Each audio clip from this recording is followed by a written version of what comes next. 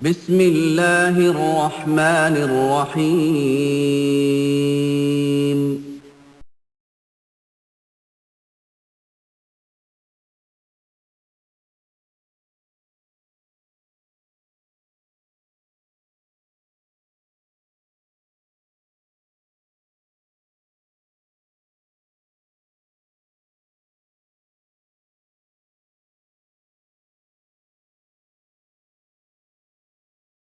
الحمد لله رب العالمين والصلاة والسلام على خاتم النبيين وعلى آله وأصحابه أجمعين أما بعد فأعوذ بالله من الشيطان الرجيم بسم الله الرحمن الرحيم ألا إن أولياء الله لا خوف عليهم ولا هم يحزنون صدق الله العظيم قال الله تبارك وتعالى في شان حبيبه الكريم إن الله وملائكته يصلون على النبي يا أيها الذين آمنوا صلوا عليه وسلموا تسليما الصلاة والسلام عليك يا سيدي يا رسول الله الصلاة والسلام عليك يا سيدي يا حبيب الله الصلاة والسلام عليك يا سيدي يا نبي الله وعلى آلك وأصحابك يا سيدي يا نور الله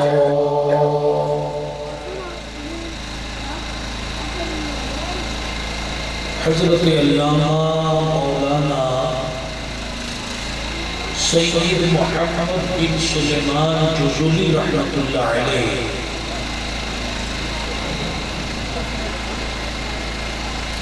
اپنی مشہور و معروف کتاب دلائل الخیرات شریف میں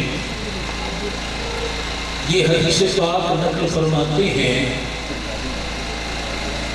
کہ آقا نامدار نبیوں کے سردار رسولوں کے سالار جناب احمد مختار صلی اللہ تعالی علیہ وآلہ وسلم کا ارشاد مشکبار ہے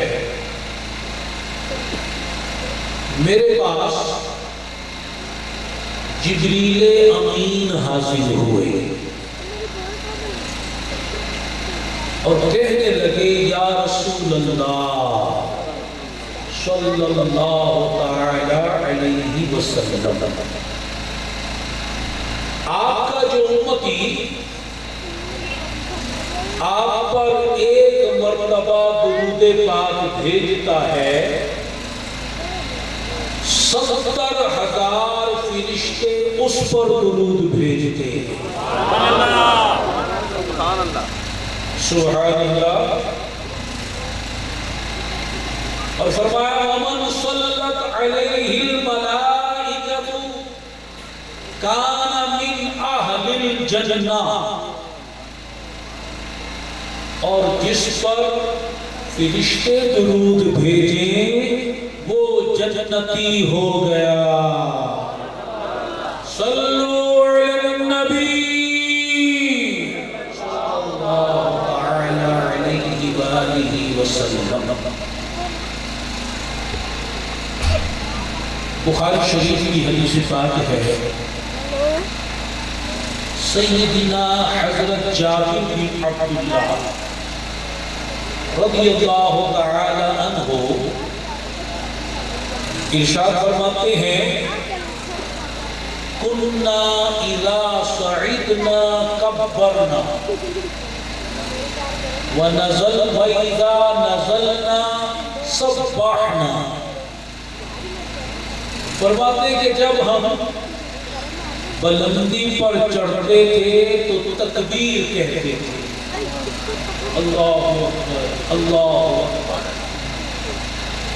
اور جب نشیب میں آتے تھے، نیچے اترتے تھے تو تسبیح کہا کرتے تھے، سبحان اللہ سبحان اللہ سبحان اللہ. میرے محترم بھائیوں اور بزرگوں، آپ نے غور فرمایا صحابہ کرام علیہم الرضوان جب بلندی پر چڑھا کرتے تھے تو تکبیر کہا کرتے تھے، جب ڈھلان نیچے کی طرف اترتے تھے تو سبحان اللہ تسبیح کہا کرتے تھے. تو ہمیں بھی اس سنت پر عمل کرنا چاہیے. جب بھی بلندی پر چڑھیں، وہ زینہ ہو، کوئی پل ہو، ہماری سواری اس پر چڑھ رہی ہو، بس پر ہم سوار ہو، پیدل جا رہے ہوں، کوئی ٹیلا آ گیا اس پر چڑھنا اترنے کا موقع آ گیا، یہاں تک کہ سڑک پر اسپیڈ بریکر آ گیا، اس پر بھی گاڑی کچھ دیر چڑھتی ہے پھر اترتی ہے. تو جب بھی بلندی پر جانا ہو، خواہ وہ لفٹ کے ذریعے اوپر جائیں، لفٹ کے ذریعے نیچے آئیں، جب بھی ہم بلندی کی طرف جائیں تو ہم نے تکبیر کہنی ہے. کیا کہنا ہے؟ اللہ اکبر اللہ اکبر اللہ اکبر. اور جب ہم نے نیچے اترنا ہے، نشیب کی طرف آنا ہے، تو ہم نے تسبیح پڑھنی ہے. کیا کہنا ہے؟ سبحان اللہ سبحان اللہ سبحان اللہ. صلو علی النبی صلی اللہ تعالی علیہ وآلہ وسلم. واہ کیا مرتبہ ہے غوث ہے بالا تیرا، اونچے اونچوں کے سروں سے قدم آلا تیرا. سر بھلا کیا کوئی جانے کہ ہے کیسا تیرا، اولیاء ملتے ہیں آنکھیں وہ ہے تقویٰ تیرا. قسمیں دے دے کے کھلاتا ہے پلاتا ہے تجھے، پیارا اللہ تیرا چاہنے والا تیرا. اللہ اکبر. مصطفیٰ کے تن پہ سایہ کا سایہ دیکھا، مصطفیٰ کے تن پہ سایہ کا سایہ دیکھا، جس نے دیکھا میری جان جلوے سے باتیں. تجھ سے در، در سے صد، اور صد سے ہے مجھ کو نسبت. تجھ سے در، در سے صد، صد سے ہے مجھ کو نسبت. میری گردن میں بھی ہے دور کا ڈورا تیرا، اس نشانی کے جو سگ ہے نہیں مارے جاتے، حشر تک میرے گلے میں رہے پٹپٹا تیرا. محترم بھائیوں اور بزرگوں، بڑی 11ویں شریف کے اس بابرکت موقع پر گلی گلی کوچا کوچا، گاؤں گاؤں، شہر شہر، بلکہ دنیا بھر میں سلطان اولیاء، شہنشاہ اتقیاء، سردار اصفیاء، مرجع الاوتاد، سید الاسیاد، قطب الارشاد، پیر پیراں، میر میراں، کبیر کبیرہ، حجت الاسلام سیدنا شیخ عبد القادر جیلانی، محبوب سبحانی، قطب ربانی، شہباز لامکانی، قندیل نور یزدانی، حسنی حسینی، قدس سرہ الربانی کے ذکر خیر کی محفلیں سجائی جا رہی ہیں۔ آج ہم بھی یہ شرف پا رہے ہیں کہ غوث پاک کی محفل میں آئے بیٹھے ہیں۔ آپ کے والد گرامی سیدنا ابو صالح موسیٰ جنگی دوست رحمت اللہ تعالی علیہ ارشاد فرماتے ہیں، جس رات میرے گھر میرا بیٹا عبد القادر تشریف لانے والا تھا، اس رات میرے غریب خانے میں اللہ کا رسول، نبیوں کا تاجدار اپنے صحابہ کے جھرمٹ میں تشریف لے آیا۔ آپ کے ہمراہ اس امت کے ائمہ کرام بھی ہیں، اولیاء نظام بھی ہیں۔ میری جانب میرے آقا نے دیکھا، ارشاد فرمانے لگے، اے ابو صالح، اللہ تعالیٰ نے تجھے ایسا فرزند عطا فرمایا ہے جو اللہ کا بھی محبوب ہے، میرا بھی محبوب ہے، وہ اللہ کا ولی ہے، میرا بیٹا ہے۔ اللہ تعالیٰ عنقریب اپنے اولیاء کرام میں اسے ایسی بلند شان عطا فرمائے گا جیسی بلند شان اللہ نے مجھے نبیوں اور رسولوں میں عطا فرمائی ہے۔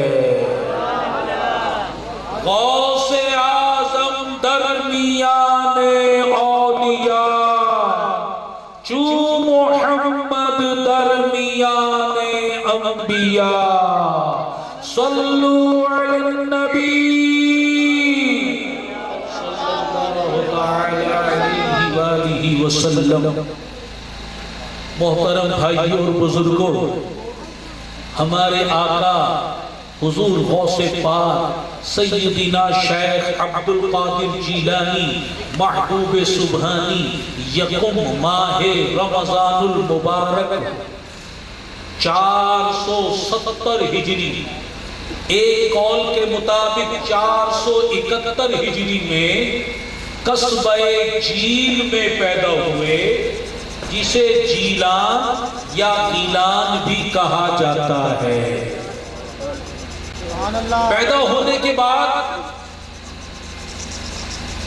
آپ کی یہ عادت شریفہ تھی کہ دن میں دودھ نوش نہیں فرماتے تھے۔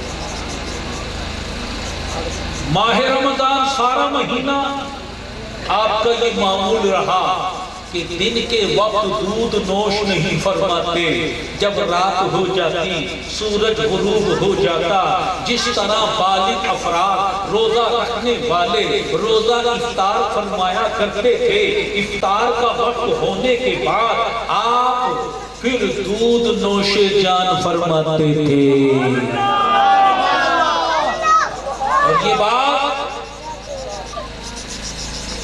آس پاس کے علاقوں میں مشہور ہو گئی کہ سادات کے گھرانے میں ایک بچہ ایسا ہے کہ جو ماہ رمضان کے دنوں میں دودھ نوش نہیں فرماتا، رات کو دودھ پیتا ہے۔ آپ کی والدہ واجدہ ماجدہ سیدہ ام الخیر فاطمہ رحمت اللہ تعالی علیہا ارشاد فرماتی ہیں ایک بار ماہ رمضان المبارک کے چاند میں شک پیدا ہو گیا، لوگ پریشان حال ہے کہ ماہ رمضان کا چاند نظر آیا یا نہیں، شک پیدا ہے، لوگوں میں پریشانی اور اضطراب کا عالم ہے۔ صبح کے وقت لوگ جمع ہو کر میرے گھر تشریف لے آئے، میرے پاس تشریف لے آئے اور آ کر مجھ سے یہ کہنے لگے کہ یہ بتاؤ کہ آج تمہارے شہزادے نے، آج تمہارے صاحبزادے نے دودھ نوش فرمایا ہے یا نہیں؟ میں نے انہیں بتایا آج میرے بیٹے عبد القادر نے دودھ نوش نہیں کیا، وہ سارے سمجھ گئے کہ ماہ رمضان کا چاند نظر آ چکا ہے، آج یکم ماہ رمضان المبارک ہے۔ اور بعد میں جب تصدیق کی گئی، آس پاس سے اطلاعات کو جمع کیا گیا تو یہ بات کنفرم ہو گئی، واقعی آج یکم ماہ رمضان المبارک ہے۔ اس بات کے ظاہر ہونے کے بعد میرے بیٹے کی فضیلت اور شرافت اور بزرگی کا شہرہ دور دور تک ہو گیا۔ محترم بھائی اور بزرگوں، جس رات ہمارے آقا حضور غوث پاک سیدنا شیخ عبد القادر جیلانی محبوب سبحانی رضی اللہ تعالی عنہ دنیا میں تشریف لائے، اس رات اللہ تعالی نے جیلان کے علاقے میں 1100 بچے اور عطا فرمائے جو لوگوں کے گھروں میں پیدا ہوئے، لیکن ان میں سے کسی کے گھر میں بیٹی پیدا نہیں ہوئی، وہ سب کے سب بیٹے ہوئے۔ وہ بیٹے تو اللہ نے عطا فرمائے، وہ بیٹے آگے چل کر نافرمان بھی ہو سکتے تھے، بدتمیز بھی ہو سکتے تھے، بد تہذیب بھی ہو سکتے تھے، بدکار بھی ہو سکتے تھے، فساق و فجار بھی ہو سکتے تھے، لیکن یہ نعمت تو اللہ تعالیٰ نے غوث پاک کی آمد کی خوشی میں عطا فرمائی تھی۔ چنانچہ غوث پاک کی آمد کی خوشی میں وہ 1100 بچے جو دنیا میں بیٹے بن کر تشریف لائے، اللہ تبارک و تعالیٰ نے غوث پاک کی آمد کی خوشی میں ان سب کو منصب ولایت عطا فرما دیا۔ جب ہمارے آقا حضور غوث پاک رضی اللہ تعالی عنہ پیدا ہوئے تو آپ کے شانِ مبارک پر رسول اللہ صلی اللہ تعالی علیہ وسلم کے قدم مبارک کا نشان تھا۔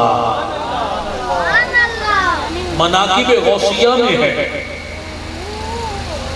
خود سرکار غوث پاک رضی اللہ تعالی عنہ ارشاد فرماتے ہیں شب معراج جب میرے نانا جان رحمت عالم یار محبوب رب سبحان جل جلالہ وصلی اللہ تعالی علیہ وسلم آسمانوں کی سیر کے لیے تشریف لے گئے، سدرۃ المنتہا کے مقام پر پہنچے، جبریل امین رک گئے، سفر تو ختم نہیں ہوا، جبریل کی منزل آ گئی۔ اس مرحلے پر، اس موقع پر اللہ تبارک و تعالی نے میری روح کو حکم دیا کہ میں سواری کے لیے بارگاہ رسالت میں حاضر ہو جاؤں۔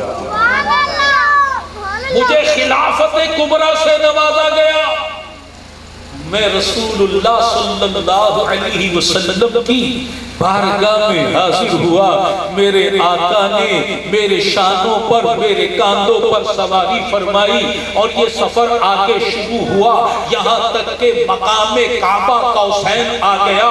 میرے نبی نے، میرے آقا نے، میرے مصطفیٰ کریم نے صلی اللہ علیہ وسلم ارشاد فرمایا بیٹا عبد القادر، جس طرح آج میرے قدم تیرے کاندھوں پر ہے، قریب وہ وقت آئے گا تیرا قدم میری امت کے تمام اولیاء کے کاندھوں پر ہوگا. اور وہ وقت آیا، زمانے نے دیکھا، مخلوق نے دیکھا، جمعہ کا دن ہے، منبر اقدس پر جلوہ افروز ہیں، اور پھر یہ اعلان فرما رہے ہیں قدمی حاضی علی رکبتی کل ولی اللہ، میرا یہ قدم اللہ کے ہر ولی کی گردن پر ہے.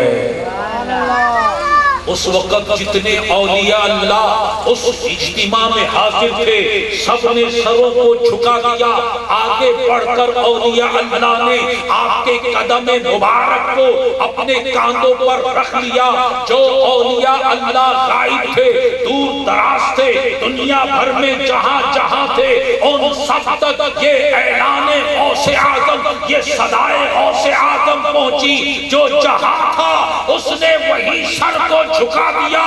اس وقت چشتیوں کے امام خواجہ معین الدین چشتی اجمیری سنجری رحمت اللہ تعالی علیہ خراسان کے پہاڑوں میں ریاضات و مجاہدات و عبادات میں مصروف تھے.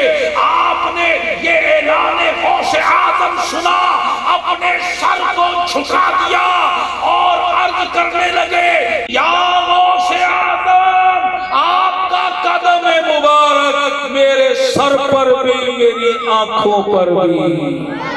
نعرہ تکبیر، نعرہ رسالت، نعرہ رسالت، نعرہ غوثیہ، مظہر کبریاء، مظہر مصطفیٰ، سرکار کی غلامی.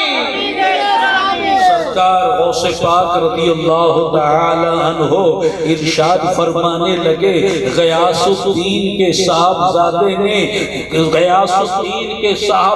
نے گردن جھکانے میں سب سے فوقیت لے گئے ہیں، سب سے اولیت کا اظہار کیا ہے.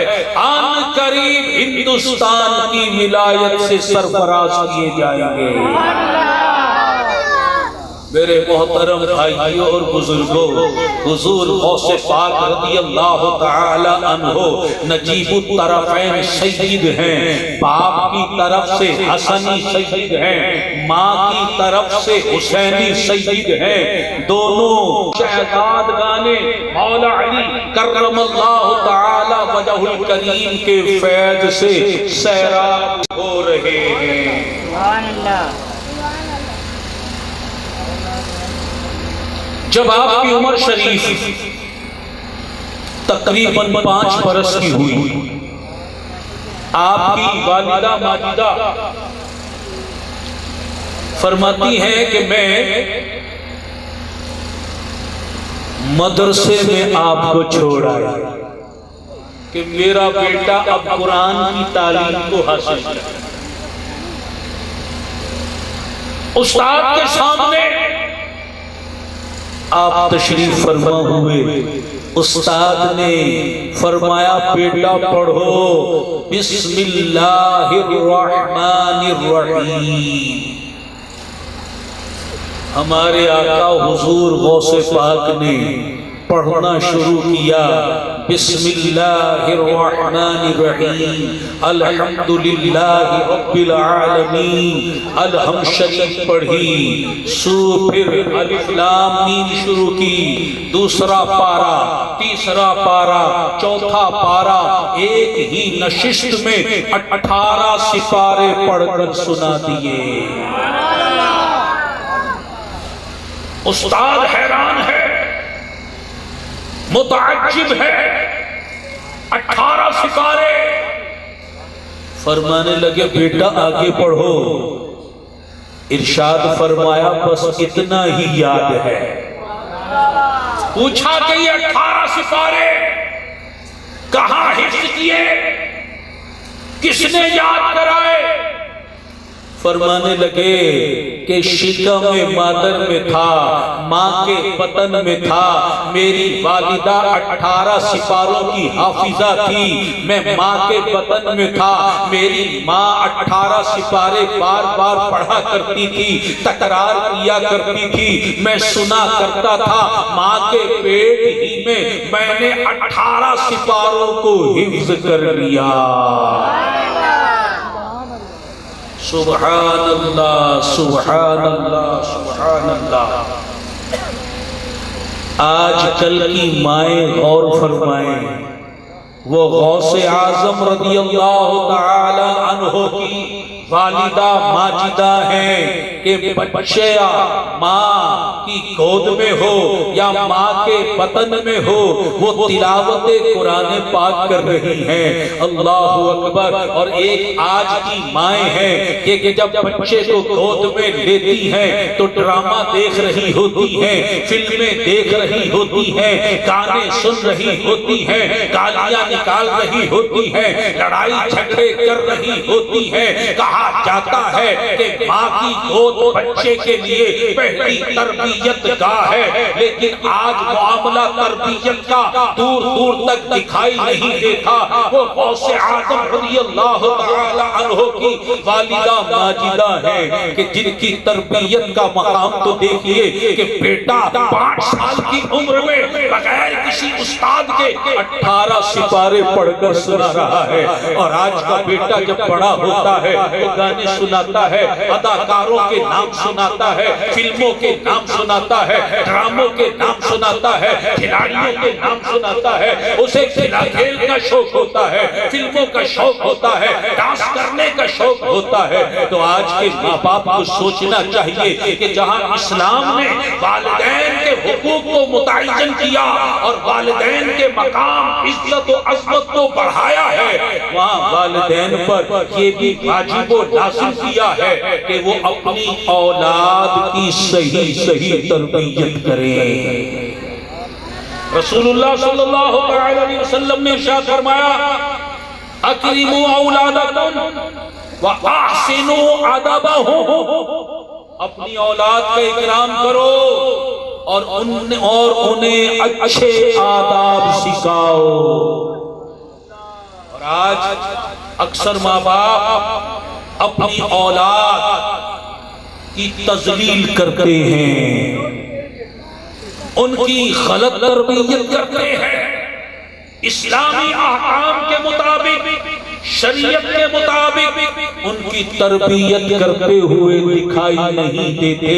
تو ماں باپ کو چاہیے رسول اللہ صلی اللہ تعالی علیہ وآلہ وسلم کے اس ارشاد مبارک کو پیش نظر رکھیں۔ صلو علی النبی۔ محترم بھائیوں اور بزرگوں،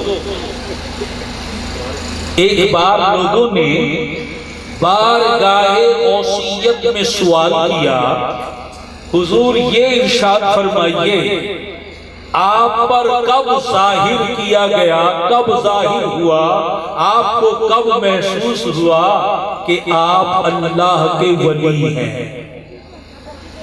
فرماتے ہیں کہ میں مدرسے جایا کرتا تھا، ایک مرتبہ مدرسے جا رہا تھا، 10 سال کی میری عمر تھی، میں نے دیکھا کہ ہزاروں فرشتے میرے ساتھ ساتھ چل رہے ہیں، مدرسے تک میرے ساتھ آئے۔ جب میں مدرسے میں پہنچا تو وہ فرشتے کہنے لگے لڑکوں سے، طالب علموں سے کہ اے بچوں راستہ دو، اے بچوں راستہ بناؤ، جگہ بناؤ، اللہ کا ولی تشریف لا رہا ہے۔ جب آپ کی عمر شریف 18 سال کی تھی،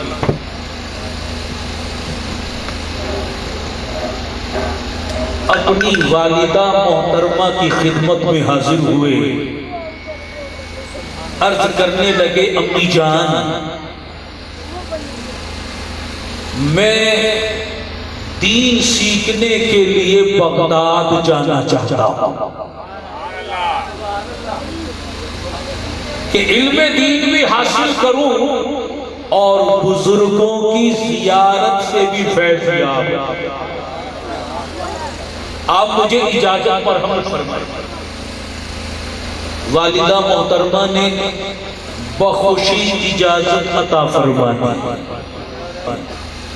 آج کل کی ماؤں کو سوچنا چاہیے کہ جب ان کے بچے کسی دینی کام کی اجازت طلب کرتے ہیں، کوئی تبلیغ اجتماع میں جانا چاہتے ہیں، تبلیغ اسلامی کے تبلیغی قافلے میں جانا چاہتے ہیں، تو وہ منع کر دیتے ہیں، اور جب وہی بچہ سیر و تفریح کے لیے دوستوں کے ساتھ کوئی مری جانے کی خواہش کا اظہار کرے تو اس کو اجازت ہی نہیں دیتے، اس کو مال و دولت بھی دیتے ہیں، بخوشی روانہ کر دیتے ہیں۔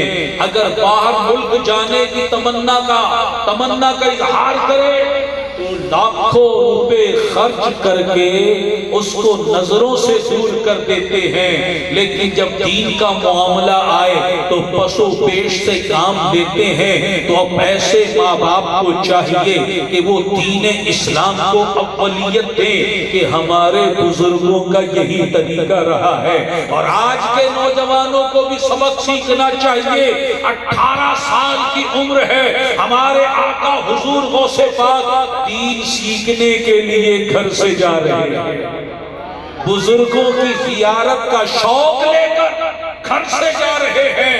آج کا نوجوان تو بیٹ بلہ پکڑ کر کرکٹ کا کھیل کھیلنے کے لیے گھر سے نکلتا ہے، سیر و تفریح کے لیے گھر سے نکلتا ہے، محض دنیا کی فقط دنیا کی تعلیم حاصل کرنے کے لیے گھر سے نکلتا ہے، وہ گھر سے آوارہ گردی کے لیے نکلتا ہے، سینکڑوں گھروں کو آباد کرنے کے لیے نکلتا ہے۔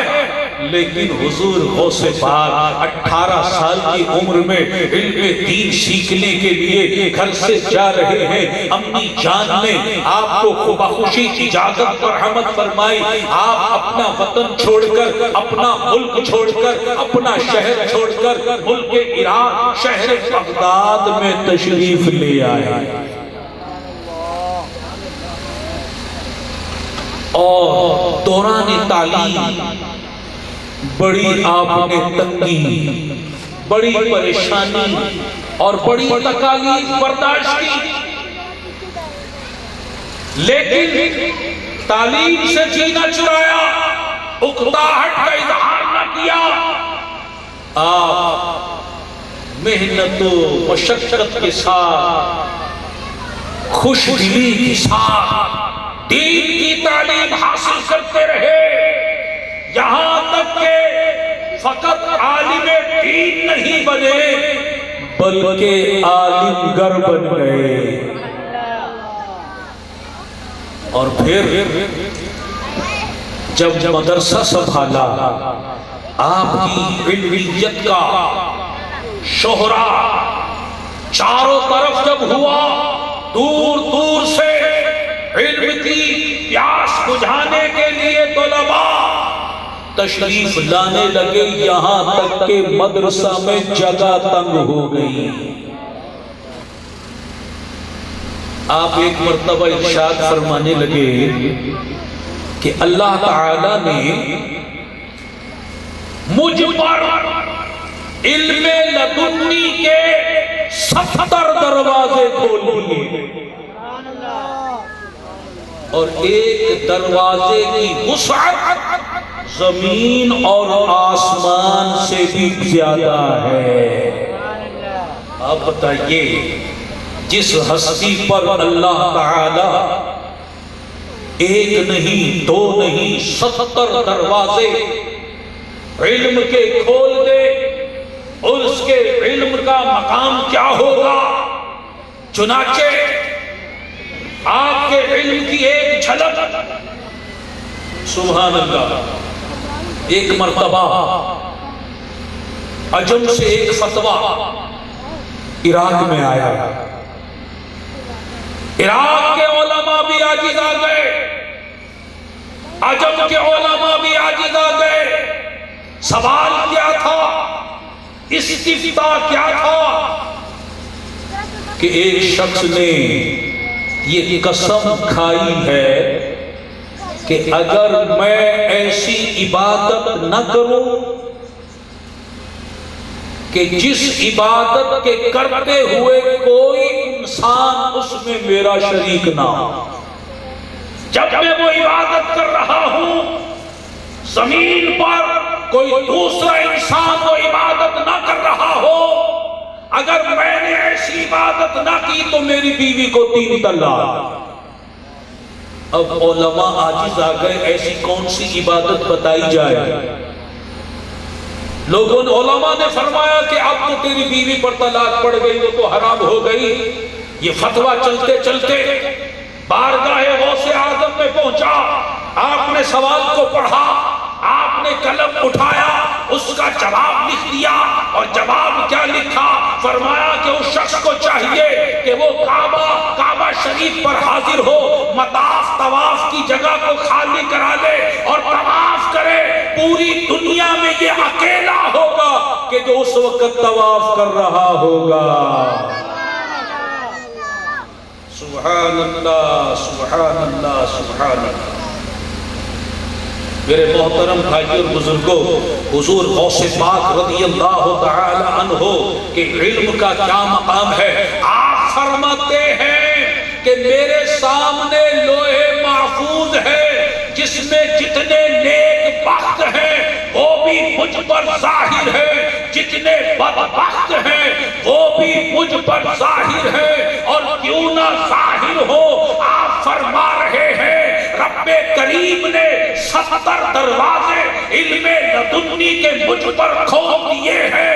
جب غوث اعظم رضی اللہ تعالی عنہ کہ علم کا یہ مقام ہے کہ آپ کی بارگاہ میں ایک وقت میں مجمع موجود تھا، ایک قاری نے قرآن پاک کی ایک آیت کی تلاوت کی، آپ نے اس آیت کی تفسیر بیان کی، ایک تفسیر بیان کی، 2 تفسیریں بیان کی، یہاں تک کہ 11 تفسیریں بیان کر دی. پھر بات کو آگے بڑھایا، 40 تفسیریں بیان کر دی. 40 تفسیریں بیان کس طرح کی؟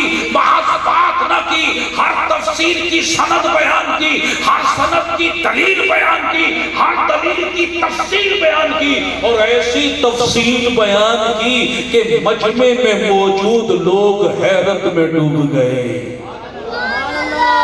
جب غوث اعظم کے علم کا یہ مقام ہے تو ان کے بابا مولا علی کے علم کا کیا مقام ہوگا،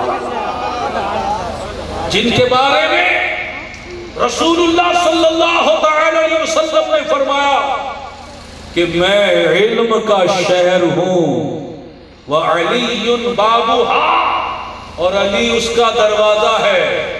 سبحان اللہ سبحان اللہ. آئیے مولا علی کے علم کی ایک جھلک میں آپ کی خدمت میں پیش کرتا ہوں. امام جلال الدین سیوطی رحمت اللہ علیہ جامع کبیر میں یہ حدیث پاک نقل فرماتے ہیں. ایک مرتبہ مولا کائنات مولا علی کرم اللہ تعالی وجہ الکریم منبر پر تشریف لائے اور مجمع سے ارشاد فرمانے لگے، سنونی، مجھ سے پوچھو، مجھ سے دریافت کرو، مجھ سے سوال کرو. خدا کی قسم عرش سے لے کر تحت الثری تک، عرش کے نیچے جو کچھ بھی موجود ہے جس کے بارے میں پوچھو کہ میں تمہیں بتاؤں گا. سبحان اللہ سبحان اللہ. نعرہ تکبیر، نعرہ رسالت، نعرہ غوثیہ، مظہر کبریاء. عرش کے نیچے اللہ اکبر کرسی بھی ہے، لوح محفوظ بھی ہے، جنت بھی ہے، دوزخ بھی ہے. اللہ اکبر، 7 آسمان بھی ہے، 7 زمینیں بھی ہیں، اور اس میں ساری مخلوق موجود ہے. مولا کائنات منبر رسول پر کھڑے ہو کر خدا کی قسم کھا کر ارشاد فرما رہے ہیں، عرش کے نیچے جو کچھ بھی ہے مجھ سے پوچھو میں بتاؤں گا.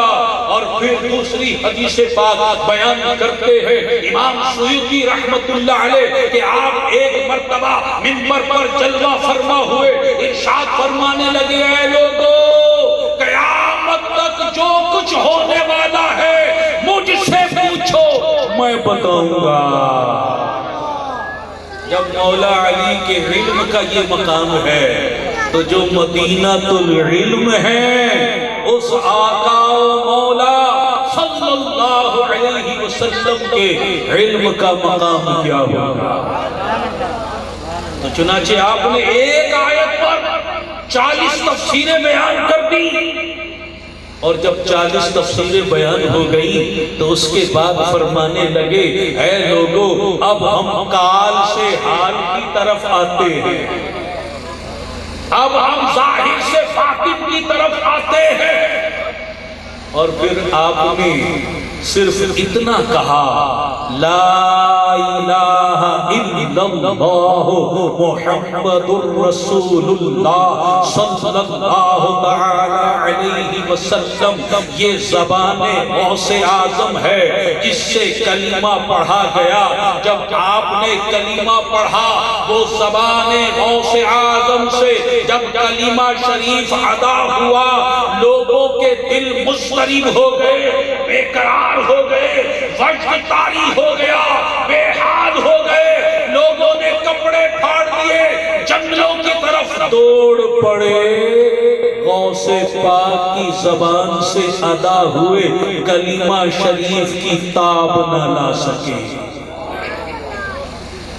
اور اکثر یہ ہوتا جب آپ بیان کرتے کرتے فرماتے کہ اب ہم کال سے حال کی طرف آتے ہیں تو وجد طاری ہو جاتا، مجمع بے قابو ہو جاتا، ہر ایک کی حالت بدل جاتی، دل کی دنیا بدل جاتی۔ عشق الہی کے جام نگاہ غوث اعظم سے لوگ پینا شروع کرتے، ہر ایک پر بے خودی کا عالم طاری ہو جاتا۔ اسی طرح کا ایک اجتماع جاری تھا، لوگوں پر وجد طاری ہوا، میرے آقا غوث اعظم پر بھی وجد آیا تو امامہ شریف کھل گیا۔ لوگوں نے دیکھا غوث پاک کا امامہ کھل گیا، ادب کا تقاضا ہے ان کا سر سے امامہ اتر جائے، ہم امامہ پہنے، انہوں نے امامہ اتارے، غوث پاک کے قدموں میں ڈال دیے۔ جب وجد کی کیفیت دور ہو گئی آپ فرمانے لگے لوگوں اپنے اپنے اماموں کو اٹھا لو۔ لوگوں نے اپنے اماموں کو اٹھا دیا، آخر میں ایک چادر رہ گئی، آپ نے اٹھایا اور فرمانے لگے کہ میری ایک بہن ولیہ اصفہان کے اندر اپنے گھر میں بیٹھی میرا بیان سن رہی تھی، جب مجھ پر وجد طاری ہوا اس نے دیکھا میرا امامہ کھل گیا ہے، اس نے اصفہان ہی سے اپنی چادر کو میرے قدموں میں ڈال دیا۔ آپ نے اس چادر کو اپنے کاندھے پر رکھا اور وہ غائب ہو گئی، یعنی وہ اصفہان چلی گئی۔ اور یہ میرے آقا غوث پاک کے اجتماع کا معمول تھا کہ جب آپ بغداد شریف میں اجتماع میں بیان کے لیے بیٹھا کرتے تھے، بغداد میں سامنے تو لوگ موجود ہوتے تھے اور وہ مجمع کوئی معمولی نہیں ہوتا تھا۔ آپ کا مجمع مسجد میں، جب مسجد میں ہونے لگا مسجد بھر گئی، عیدگاہ میں شروع کیا، عیدگاہ بھر گئی، پھر باہر میدانوں میں شروع کیا، 70 ہزار کا اجتماع ہوا کرتا تھا۔ اور آپ کی یہ زندہ کرامت کی کہ پہلی صف میں بیٹھے ہوئے لوگ جس طرح آپ کی آواز سنا کرتے تھے، آخری صف والا بھی بغیر کسی سائنسی آلے کے، بغیر کسی اسپیکر کے آپ کی آواز کو سنا کرتا تھا۔ صرف یہ 70 ہزار نہیں سنا کرتے تھے، پورے عراق میں جہاں جہاں اولیاء اللہ موجود تھے وہ اپنے اپنے مریدوں کو لے کر بیٹھ جاتے۔ صرف ملک عراق کی بات نہیں، پوری دنیا میں جہاں جہاں اولیاء اللہ موجود تھے اپنے مریدوں، محبوں، معتقدین کو لے کر بیٹھ جاتے کہ آج غوث اعظم کا بیان ہے، ہم نے سننا ہے، بغیر کسی سائنسی آلہ کے میرے آقا غوث پاک کا بیان پوری دنیا میں نشر ہوتا تھا، جو جہاں بیٹھتا تھا وہی سنا کرتا تھا۔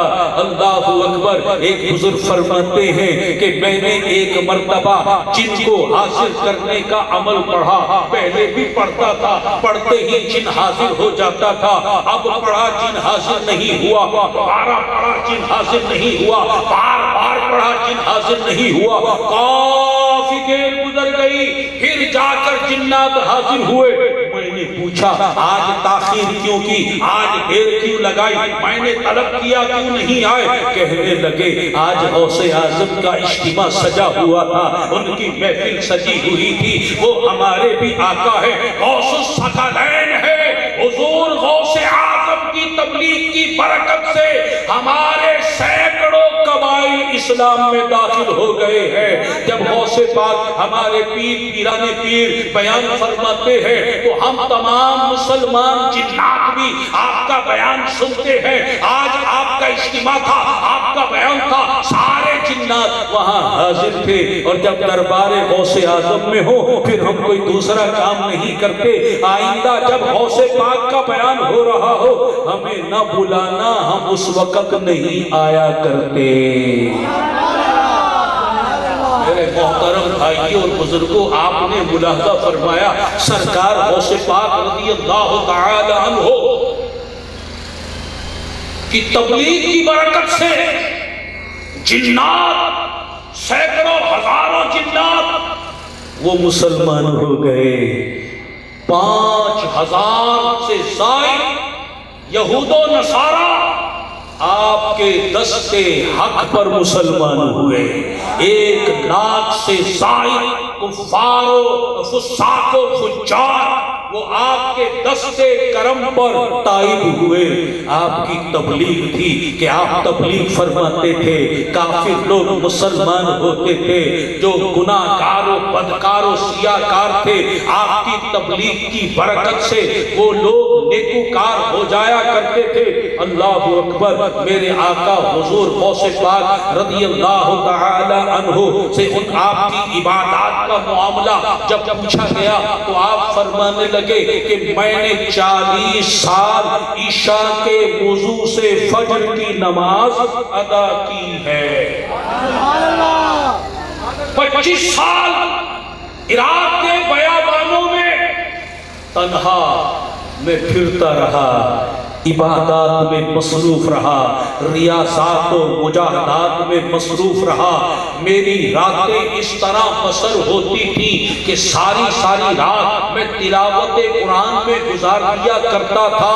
اور فرماتے ایک رات میں ایک ویرانے مکان کے زینے پر چڑھ رہا تھا، میرے نفس نے مجھے پکارا، اے عبدالقادر، سالوں گزر گئے، رات کو نیند نہیں دیکھی، رات کو سوئے نہیں، تم پر کوئی سونا حرام تو نہیں ہے؟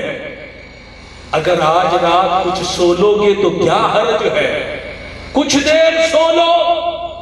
میں نے اپنے نفس سے کہا تو مجھے سونے کا مشورہ دیتا ہے، میں تجھے تلاوت قرآن کا مشورہ دیتا ہوں۔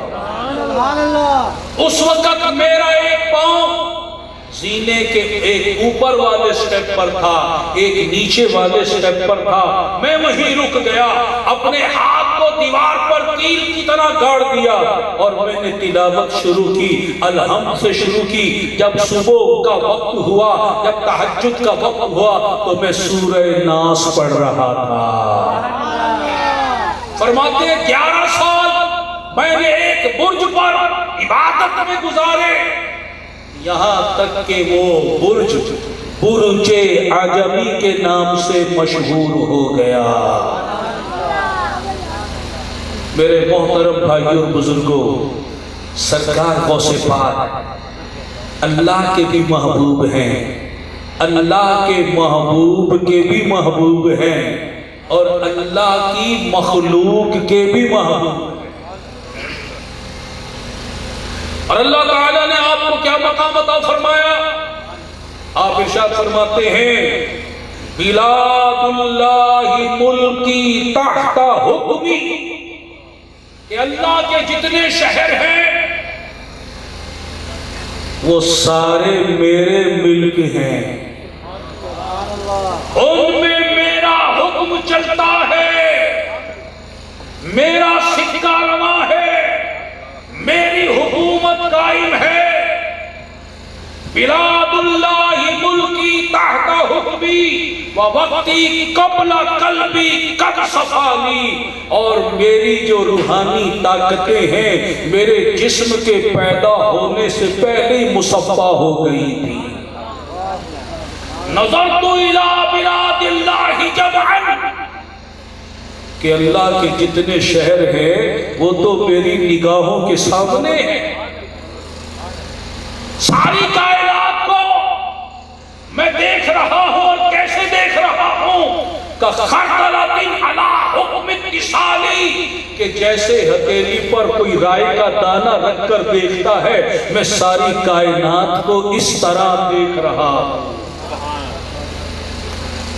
فرماتے ہیں وما منہا شہور او دہور تمر وتنقضی الا اتالی، زمانے مہینے جو گزر گئے، جو آنے والے ہیں، وہ میرے دربار میں حاضر ہوتے ہیں، میری خدمت میں حاضر ہوتے ہیں۔ مہینہ حاضر ہوتا ہے، سال حاضر ہوتا ہے، اور سورج حاضر ہوتا ہے، مجھے سلام عرض کرتا ہے۔ اس دن جو واقعات ہونے والے ہیں، اس مہینے میں جو واقعات ہونے والے ہیں، اس سال میں جو واقعات ہونے والے ہیں، فرماتے ہیں وَتُخْبِرُنِي بِمَا يَعْتِي وَيَجْلِي وَتُعْلِمُنِي فَأَقْصِرْ عَنْ جِدَالِي، جو کچھ ہونے والا ہے مجھے اس کی خبر کرتے ہیں۔ اے اولیاء اللہ کی کرامات کے منکر، تو کیوں انکار کر رہا ہے، جھگڑے کر رہا ہے؟ تو مان جا، اللہ نے مجھے یہ عزت عطا کی ہے۔ سبحان اللہ، سبحان اللہ۔ منقول ہے اللہ کے ایک ولی تھے، اللہ نے ایک خطا کے سبب ان سے ولایت کو سلب فرما دیا، واپس لے لیا، ولایت سے محروم کر دیا۔ وہ پہلے مقبول تھا پھر مردود ہو گیا، پہلے محبوب تھا اب مردود ہو گیا۔ اب وہ اولیاء اللہ کی خدمت میں جا رہا ہے، جا کر دعا کی درخواست کرتا ہے، التجا کرتا ہے، آپ تو مکرم بارگاہ الہی ہیں، میں مردود ہو گیا، اور ایسا مردود ہوا ہوں کہ اب تو لوگ مجھے مردود کہتے ہیں، لوگوں کی زبان پر مردود کہلایا جا رہا ہو۔ آپ رب کی جناب میں دعا کریں، اللہ مجھ پر کرم فرما دے۔ 360 اولیاء اللہ کی خدمت میں حاضر ہوا۔ ان اولیاء اللہ نے جب لوح محفوظ پر نگاہ کی، وہاں شقی لکھا ہوا پایا، اشقیاء میں نام لکھا ہوا پایا۔ معذرت کر لی کہ تو محبوب ہے ہی نہیں، تیرا نام تو شقی میں شامل ہے، اشقیاء میں شامل ہے۔ سب کے دربار سے مایوس ہو گیا، کسی نے کہا در در پھر رہا ہے اولیاء کے سردار، غوث الورا کے دربار میں کیوں نہیں حاضر ہو جاتا؟ جن کے دربار سے ولایت ملتی ہے، عزت ملتی ہے، عظمت ملتی ہے، فضیلت ملتی ہے، محروموں کو سعادت ملتی ہے، تو وہ حاضر دربار ہوا، اب دروازے پر کھڑا ہے، دست بستہ کھڑا ہے، ہاتھ باندھ کر التجا کر رہا ہے کہ یا غوث اعظم دستگیر، کل تک محبوب تھا، آج مردود ہو گیا ہوں، در در پھرا ہوں، 360 دروازوں پر گیا ہوں، کسی نے ہاتھ نہیں تھاما ہے، آپ کے در پر آیا ہوں، آپ نے فرمایا اب میرے در پر آیا ہے تو اندر چلا آ، میں مردودوں کو بِإِذْنِ اللَّهِ محبوب بنا دیتا ہوں۔ اپنے سامنے بٹھا لیا، اللہ کی جناب میں دعا کے لیے ہاتھ اٹھا دیے، یا اللہ یہ کل تک تیرا محبوب تھا، ولایت کے منصب پر فائز تھا، اب یہ مردود ہو گیا ہے، میری دعا ہے، میری التجا ہے، میری درخواست ہے، اسے تو اپنا محبوب بنا لے، اسے تو مقبول بنا لے۔ اللہ تبارک و تعالی کی طرف سے جواب آیا، عبد القادر تجھے نہیں پتا 360 نے کیا جواب دیا؟ عرض کی مولا جانتا ہوں۔ اے عبد القادر تو نے لوح محفوظ نہیں پڑھی؟ میں نے تو اس کا نام اشقیہ میں لکھا ہوا ہے۔ عرض کی مولا پڑھ لی ہے، یہ بھی جانتا ہوں، پھر بھی دعا کر رہا ہوں، تو قادر ہے، قدرت والا ہے، شقی کو محبوب بنانے والا ہے۔ ارشاد فرمایا، اے عبد القادر میں نے تو فیصلہ جو کیا ہے اشقیاء میں نام لکھا ہے۔ عرض کی مولا تو لوح محفوظ کو دیکھ رہا ہے، اپنے بندے عبد القادر کے ہاتھوں کو بھی تو دیکھ لے۔ اب تیرے بندے عبد القادر نے ہاتھ اٹھا دیے ہیں، ان اٹھے ہوئے ہاتھوں کی لاج رکھ لے۔ عبد القادر تیری بارگاہ میں عرض گزار ہے، لاج رکھ لے۔ اللہ نے فرمایا، اے عبد القادر اب تو نے اصرار کیا ہے، اب تجھے تو ہم نے اپنا محبوب قرار دیا ہے، جا آج سے جسے تو محبوب کہے گا وہ ہمارا محبوب ہوگا، جسے تو مردود کہے گا وہ ہماری بارگاہ میں مردود ہوگا۔ سبحان اللہ، سبحان اللہ۔ اور یوں پل بھر میں فیضان غوث اعظم سے وہ مردود محبوب بن گیا۔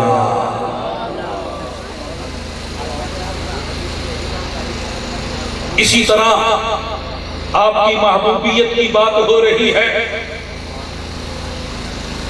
منقول ہے کہ ایک عورت کا بچہ، نوجوان بیٹا دریا میں ڈوب گیا، لاپتہ ہو گیا، لاش بھی نہیں مل رہی۔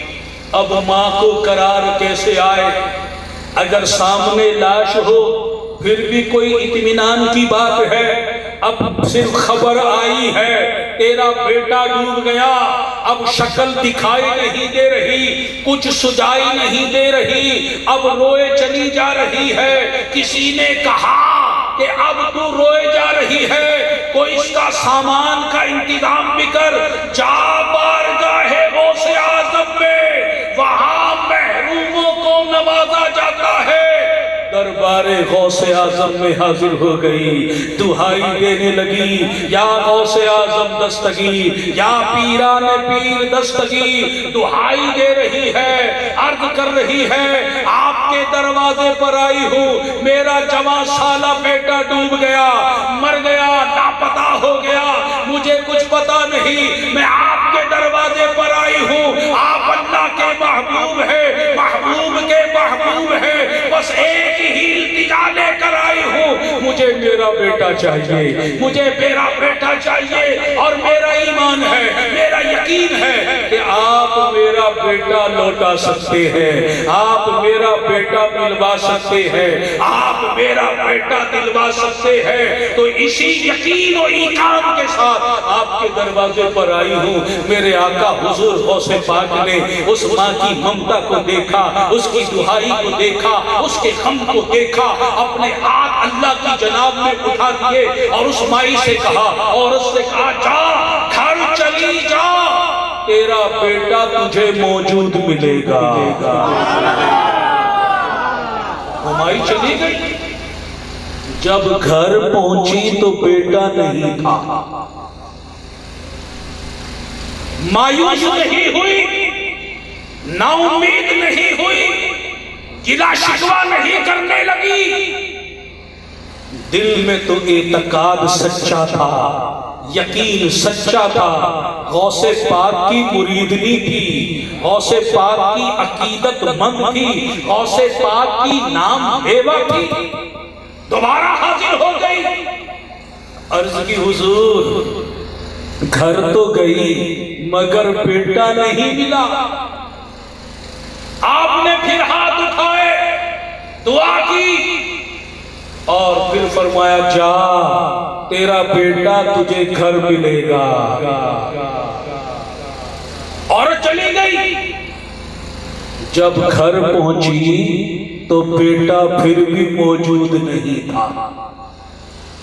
پھر بارگاہ غوث اعظم میں حاضر ہو گئی، عرض کی حضور آپ نے فرمایا تھا بیٹا گھر ملے گا، میں تو گھر گئی بیٹا نہیں ملا۔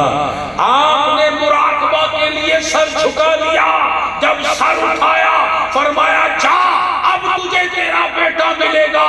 جب وہ عورت گھر پہنچی، اس کے پہنچنے سے پہلے بیٹا گھر میں زندہ موجود تھا۔ سرکار غوث پاک نے بارگاہ الہی میں عرض کی مولا یہ 3 مرتبہ کیوں دعا کا موقع ملا، 2 مرتبہ خالی کیوں لوٹایا گیا، 2 مرتبہ عورت کے سامنے شرمندگی کا معاملہ ہوا۔ اللہ تعالیٰ نے فرمایا اے عبد القادر جب تم نے پہلی مرتبہ دعا کی میں نے فرشتوں کو حکم دیا اس کے جسم کے جو ٹکڑے بکھر گئے ہیں کچھ مچھلیوں نے کھا لیے، کچھ بکھر کر ادھر ادھر چلے گئے، ان کو اکٹھا کرو۔ انہیں اکٹھا کیا گیا۔ جب تم نے دوسری مرتبہ دعا کی تو ہم نے اس کے بدن میں روح کو لوٹایا۔ جب تیسری مرتبہ دعا کی تو ہم نے اسے اس کے گھر پہنچایا۔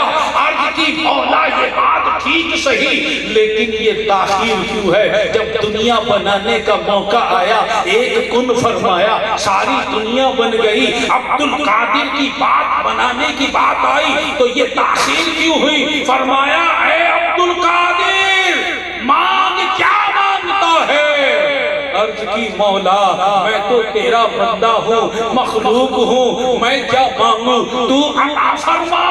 اللہ نے فرمایا اے عبد القادر میں تجھے یہ کرامت عطا کرتا ہوں، جمعہ کے روز تیری جو زیارت کرے گا میں اسے ولایت عطا کرتا ہوں۔ جو روز جمعہ تیرا دیدار کرے گا اسے منصب ولایت پر فائز کروں گا، تو مٹی کو دیکھے گا سونا ہو جائے گا۔ عرض کی مولا مجھے ایسا کچھ نہیں چاہیے، مجھے اور کچھ عطا فرما۔ فرمایا کیا چاہتا ہے؟ عرض کی مولا وہ کچھ عطا فرما جو قیامت تک آنے والے میرے مریدوں کو، میرے محبوں کو، میرے عقیدت مندوں کو، میرے نام لیواؤں کو جو قیامت تک کام آئے، آخرت میں بھی کام آئے، وہ کچھ عطا فرما۔ اللہ تعالیٰ نے ارشاد فرمایا اے عبد القادر سن لے، پھر ہم نے تیرے ناموں میں وہ تاثیر ڈال دی ہے، وہ برکت ڈال دی ہے، وہ ثواب ڈال دیا ہے کہ جو تیرا نام لے گا، جو تیرا نام پکارے گا، جیسی تاثیر ہمارے ناموں میں ہے ویسی تاثیر تیرے ناموں میں پائے گا۔ جیسے ہمارا نام لینے میں ثواب ملتا ہے ایسے تیرا نام لینے میں ثواب ملے گا۔ اب قیامت تک جو یا غوث اعظم پکاریں گے، یا عبد القادر جیلانی پکاریں گے، یا عبد القادر جیلانی شعر اللہ پکاریں گے، غوث اعظم کے نام لیں گے، وہ اللہ تعالیٰ کی رحمت سے ثواب کے بھی حقدار ہوں گے، اور غوث اعظم کے نام کی برکت سے مشکلیں بھی دور ہوں گی، پریشانیاں بھی دور ہوں گی، مصیبتیں بھی دور ہوں گی، حاجتیں بھی پوری ہوں گی، رحمتوں کے دروازے کھلیں گے اور کرم نوازیاں ہوں گی۔ تو سرکار غوث پاک کے ناموں میں وہ تاثیر ہے جب ان کے نام کا وظیفہ جپا جاتا ہے اللہ اکبر نحوستیں دور ہو جاتی ہیں، برکتیں نصیب ہو جاتی ہیں۔ آپ کی محبوبیت کی بات ہو رہی ہے، ایسے ہی ایک واقعہ اور بیان کیا جاتا ہے۔ آپ کا ایک مرید آپ کی خدمت میں حاضر ہوا، عرض کرنے لگا حضور لڑکا نہیں ہے، بیٹا نہیں ہے، بڑی آرام ہے، اللہ تعالیٰ مجھے بیٹا عطا کر دے، آپ کا مرید ہوں، آپ میرے پیر ہیں، آپ نے بہت سو کو نوازا ہے، مجھ پر بھی نگاہ کرم فرما دیجئے، مجھ پر بھی شفقت ہو جائے، اللہ تعالیٰ مجھے بیٹا عطا فرما دے۔ سرکار غوث پاک نے اس سے فرمایا جا اللہ تجھے بیٹا عطا فرمائے گا۔ اب وہ روزانہ آپ کی خدمت میں حاضر ہوتا، آپ کی زیارت کرتا، آپ کے پیچھے نمازیں پڑھتا، یہاں تک کہ وہ وقت آیا اللہ تعالیٰ نے اسے بچہ عطا فرمایا۔ وہ بچے کو کپڑا میں لپٹا ہوا لے کر حاضر ہو گیا، اے میرے شیخ، اے میرے مرشد، اے پیران پیر، آپ سے بیٹا مانگا تھا، یہ تو بیٹی ہوئی ہے، میرے گھر میں لڑکی ہوئی ہے، بیٹا نہیں ہوا۔ آپ نے فرمایا اچھا بیٹا نہیں ہوا؟ ایک نگاہ فرمائی اور فرمایا جا لوٹ جا، ابھی اس کا منہ نہ کھولنا، ایسا ہی کپڑے میں لپٹا ہوا لے جا، گھر جا کر کھولنا۔ وہ چلا گیا، گھر جا کر کپڑا ہٹایا، بیٹی لے کر گیا تھا، اب جب دیکھا تو وہ بیٹا بن گیا تھا۔ سبحان اللہ، سبحان اللہ، سبحان اللہ۔ میرے محترم بھائیوں اور بزرگوں، آپ دیکھو کہ سرکار غوث پاک کس مقام محبوبیت پر فائز ہیں۔ حضرت سیدنا علی بن حیدر رضی اللہ تعالی عنہ ارشاد فرماتے ہیں کہ سرکار غوث پاک اس درجے پر فائز ہے کہ جس کی برکت سے آپ کے مریدوں کے درجے بھی افضل و اعلیٰ ہے۔ آپ ارشاد فرماتے ہیں کہ غوث پاک کا مرید جتنا خوش بخت ہے، ایسا خوش بخت اور کسی شیخ کا مرید نہیں ہے۔ میں نے حضرت سیدنا ابو سعید کیلوی رحمت اللہ علیہ سے سنا ہے کہ جب غوث اعظم اللہ تعالیٰ کے دربار میں حاضری دیا کرتے تھے، اس وقت تک نہیں لوٹتے تھے جب تک اس بات کی ضمانت نہیں دے لیتے کہ جو میرے دامن سے وابستہ ہیں اللہ تعالیٰ انہیں نجات عطا فرمائے گا۔ آپ خود ارشاد فرماتے ہیں کہ اللہ تبارک و تعالیٰ نے مجھ سے وعدہ فرمایا ہے کہ جو میرے مرید ہیں، نام لیوا ہے، محبت کرنے والے ہیں، عقیدت کرنے والے ہیں، اللہ تعالیٰ ان سب کو جنت میں داخل فرمائے گا۔ آپ خود فرماتے ہیں کہ میرے سامنے ایک نامہ اعمال پیش کیا گیا جو تا حد نگاہ وسیع تھا، جس پر میرے مریدوں کا، محبوں کا، معتقدین کا، نام بیواؤں کا نام لکھا ہوا تھا، اور مجھے یہ بشارت دی گئی کہ اللہ تعالیٰ نے آپ سے نسبت کی برکت سے ان سب کو بخش دیا ہے۔ آپ ارشاد فرماتے ہیں کل قیامت میں اس وقت تک جنت کی طرف قدم نہیں بڑھاؤں گا جب تک میرے سارے مرید